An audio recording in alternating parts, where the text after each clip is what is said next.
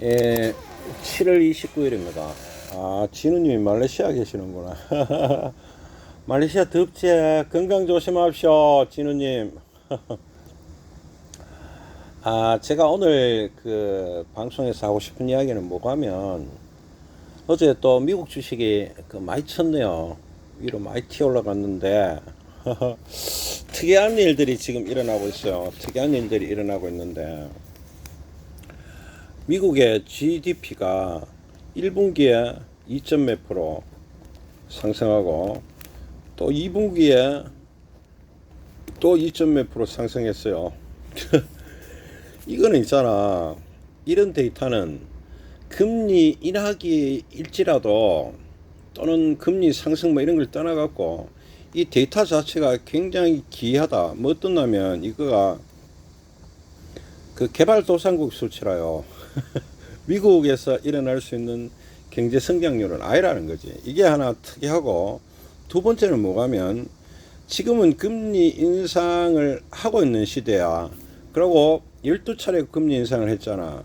그리고 고금리 상태에 들어가 있지. 5점 몇 프로니까 그 6%에 육박할랑말랑 하고 있는 이런 어떤 지점으로 가고 있는 지점인데, 도 미국의 경제 성장률은 2%로 상승하고 있다. 미국 경기는 굉장히 좋다는 이야기가 일어났습니다.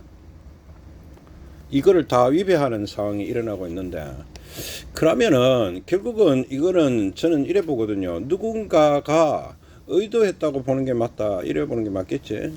누가 의도했겠냐? 미국에서 의도를 하고 있다, 이래 보는 게 안 맞겠습니까? 미국에서 의도하고 있단 말이야. 이거를 의도를 했기 때문에 이 현상이 생기는데, 그럼 금리 인상기에 어떻게 이거가 올라가는 게 가능했노 하면 결국 이제 유동성의 문제가 일어났는 거야. 그럼 미국에서 계속 돈을 풀고 있다는 이야기입니다. 돈을 계속 붓는 거지. 외형적으로는 인플레이션을 잡기 위해서 금리 인상을 하고 있지만 사실은 계속 돈을 부으면서 경제 성장률을 유발하고 있는 상황이 됐는 겁니다. 그렇다고 보여. 그러면 초점은 어디 있노 하면은, 결국 경제 성장률에 초점을 가졌다고 보는 게 맞겠죠. 이게 의도된 수치이기 때문에. 그러니까 인플레이션의 두 개를 놓고 본다면, 인플레이션과 성장을 놓고 본다면, 인플레이션의 목표를 돋는 게 아니고 성장의 목표를 돋는 게 명확합니다. 이 철학, 필로소피는, 그러니까 그 누구냐, 그 트럼프 때 미국을 위대하게 모든 건 다시 미국으로 하는 그 캐치프레이가 트럼프 단독의 오만과 독선이 아니고 미국의 생각인 거라, 그게. 그래서 미국을 다시 위대하게 해서 경제 성장률들을 의도적으로 올리고 있다, 그래 보입니다. 인플레이션이 되고 있는데도 경제 성장률을 하겠다는 거지.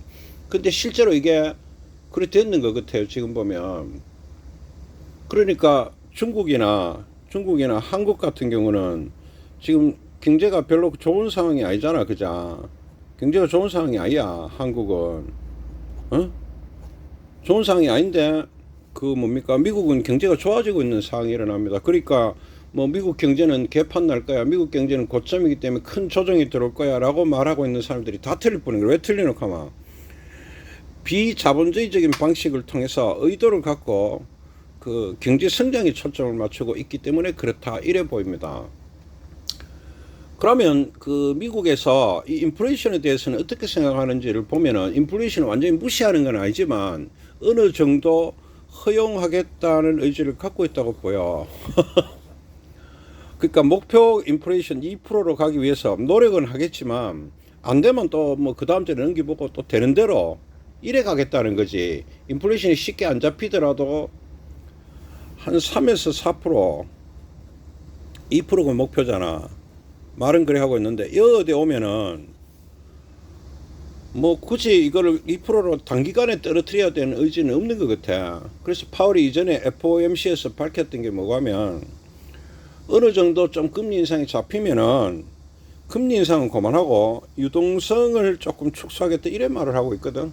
역시 두 가지 칼을 들고, 금리와 유동성을 들고, 이거를 조금 적게 하면 유동성을 약간 축소를 하겠다.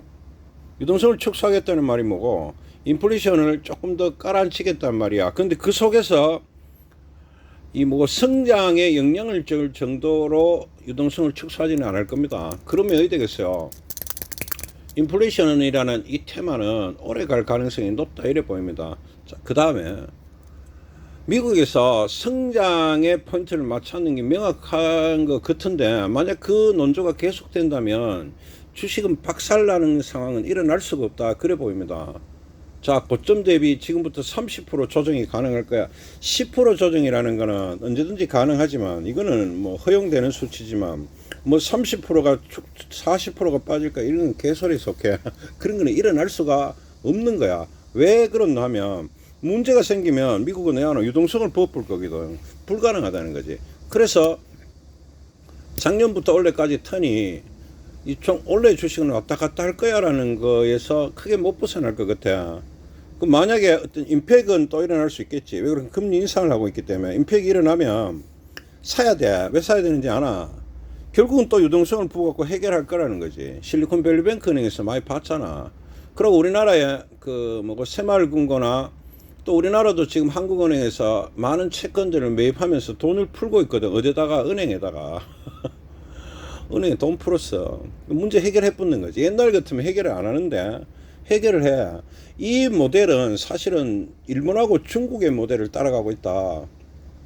우리나라 기업만 부도 내지는 안 하겠다. 이런 의지를 갖고 있는 거거든. 그럼 부동산 문제가 크게 되면은 역시 또 해결하겠지. 뭐로? 유동성으로. 우리나라는 경제 성장률이 미국보다 모여지고 있는 것들 지금 골 때리. 자, 마무리하겠습니다. 그 7월 29일 날 미국에서 연준이나 미국 정부의 의도는 명확하다. 성장에다 포인트 맞추고 있다. 인플레이션은 성장보다는 중요하게 취급하지 않고 있다. 다만 급격한 문제가 발생하면 조금씩 해결을 하려고 들고 있는 것에 불과하고, 인플레이션은 자연스럽게 보고 있는 거다. 언젠가는 꺾일 거야. 이런 논조를 가 있는 거야. 인위적으로 팍팍 꺾어보려고 들지 안 하고 있다. 금리 인상은 더 될 수도 있다고 봐. 6%까지는 열어놨다고 보이거든. 저희 거의 지금 5점 몇 프로니까 요 오고는 있는데, 금리 인상의 스케줄이나 이런 건 별로 중요 안 한 것 같아. 이제 유동성의 문제가 일어났어. 돈을 더 푸냐 덜 푸냐에 따라서 또 정신은 왔다 갔다 그러겠지. 그런데 성장이 되는 걸 유지하겠다는 거겠지. 우상향을 이야기하거든. 이거는 우상향이야. 성장 이꼬르 우상향이거든. 미국은 지금 인플레이션이고 뭐고 간에 성장을 포기하는 그 금리 인상이나 그런 건 안 하겠다는 거지. 금리 인상을 해도 유동성을 풀고 있으니까. 주식에 있어서 이 관점에서 보자면 미국 주식에 30% 40% 조정이 와가 대박살이 난다는 있을 수 없는 이야기다.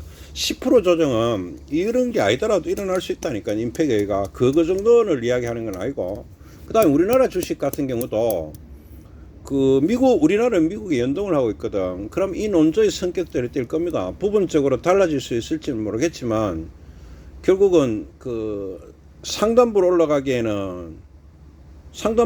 싶어 하지. 근데 금리가 높잖아. 그래 계속 누르는 지점이 생기겠지만, 임팩이라서 무너지면 영 무너지지는 절대 안 할 거라는 거라. 왜 그렇게 하면 성장의 포인트를 맞췄기 때문에. 그 주식을 어디에 되겠어요? 사야 되는 거지. 박살나면 사야 되는 거라. 더 박살나면 해야 되냐고, 더 사야 되고, 더 박살나면 해야 되냐고, 더 사야 되는 거지. 또 주식이 많이 올라가면 팔아야 돼. 더 올라가면 해야 되냐고, 좀 더 팔아야 되겠지.